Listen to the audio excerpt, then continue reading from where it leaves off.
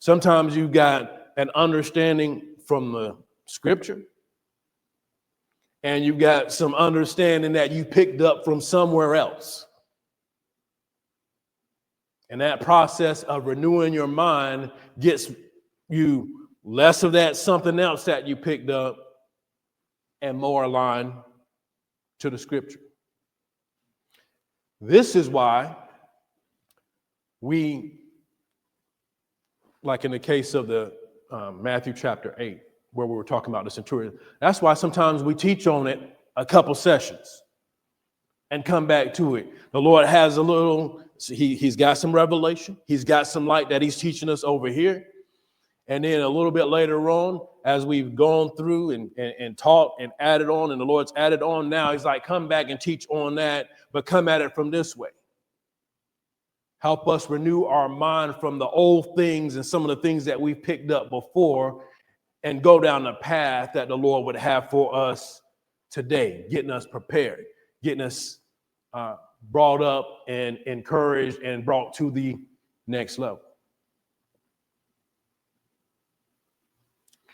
But these chief priests, these scribes, these elders, they're not going to recognize that. To come up and say, God told me to come out here and preach in the wilderness, to go out here and to lay hands on people, lay hands on the sick and they recover. They're not gonna believe that. They're not gonna trust that. This, as I was mentioning before, is something that you have to renew to. Even if in the case of, for whatever reason, we've thought the exact, perhaps opposite of what the Lord is ministering to us in the scripture.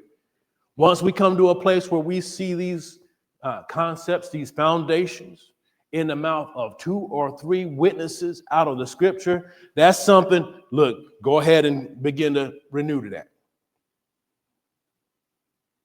Go ahead and begin to renew your mind. Lord, I've seen where this is your will over here in this scripture. I've seen this is your will over here in this scripture. I'm going to go ahead and begin to renew my mind to these things.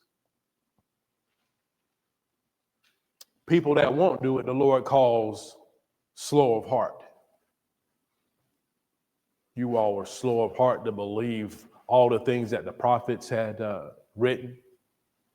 The things that were said pertaining to me, the things that were said pertaining to the promises that the Lord had for you, he called them slow of heart.